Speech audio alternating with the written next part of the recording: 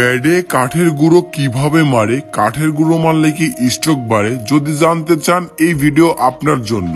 আপনি আপনার ব্যাডে কতটুকু কাঠের গুঁড়ো লাগাবেন সেই জায়গায় একটা টেপ মেরে রাখেন যেন অন্য জায়গা নষ্ট না হয়। প্রথমত যে জায়গাটুকু কাঠের গুঁড়ো লাগাবেন সেই জায়গাটুকু ফেভিকল আঠা দিয়ে সুন্দরভাবে আঠা লাগাবেন। আঠা লাগানো হয়ে গেলে যতটুকু জায়গায় আঠা লাগাইছেন ওই জায়গায় কাঠের গুঁড়ো ঢেলে দিতে হবে। আমার হাতে লক্ষ্য করুন কতটুকু মিহি হওয়া লাগবে কাঠের গুঁড়ো সেটা বুঝতে পারবেন। যতটুকু জায়গা আঠা দিচ্ছেন ঠিক ততটুকু জায়গায় সুন্দরভাবে কাঠের গুঁড়ো দিবেন। কাঠের গুঁড়ো ভালোভাবে জানি আঠাতে লাগে তাই একটা কাজ করবেন, একটু বাড়ি দিবেন, সেটা কাজ দিয়েও দিতে পারেন বা অন্য কিছু দিয়েও দিতে পারেন। কাঠের গুঁড়ো সুন্দরভাবে লাগানোর পরে আপনার কাজ করতে হবে ব্যাটটাকে রোদে দিয়ে আসতে হবে। রোদে ব্যাটটা শুকাতে দিলে কাঠের গুঁড়োটা আঠার সাথে সুন্দরভাবে লেগে যাবে। রোদে শুকানো শেষে আপনার এখন প্লাস মাইনাস আঠা একত্রিত করতে হবে। তারপর যে জায়গাটুকু কাঠের গুঁড়ো মারছেন সেই জায়গাটুকু সুন্দরভাবে ডলে দিতে হবে। ব্যাস হয়ে গেল কাঠের গুঁড়ো লাগানো।